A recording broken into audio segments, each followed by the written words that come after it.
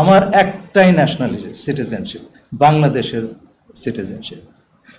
আমি এখানে আসার আগে আমার পরিবারের সঙ্গে আমেরিকায় থেকেছি, কিন্তু আমার কোনো আমেরিকান পাসপোর্ট নাই। বাংলাদেশ ছাড়া অন্য কোনো দেশের জাতীয়তা আমার নাই। এখন আমাকে যদি বলা হয় যে আপনি জাস্ট বিকজ কেবলমাত্র আমি আমেরিকায় থেকেছি বলে যদি আমাকে বলা হয় আপনি বিদেশি নাগরিক, তাহলে তো কালকে তারেক রহমান সাহেবকে সেই কথা বলতে হয়। এটা তো আমি আবেদন করবো আপনার বুঝে শুনে কথা বলতে। আমাকে যদি আপনার ঢিল করেন, সেই ঢিল কিন্তু অন্যর ওপর গিয়ে পড়তে পারে। আমি যেটা নই আমাকে সেটা বানাবেন না প্লিজ। আর পারলে প্রমাণ করেন, আদালতে গিয়ে প্রমাণ হবে। আমার একটা রাইট আছে যে বাংলাদেশি একজন নাগরিক হিসাবে। আপনারা যদি সেই রাইটটা রেসপেক্ট না করেন, আমি আপনাদের বলছি না, যে কথাগুলি উঠেছে সেটা খুব দুঃখজনক হবে। সেই কথাটি তাহলে যে কোনো লোকের উপর প্রযোজ্য হবে।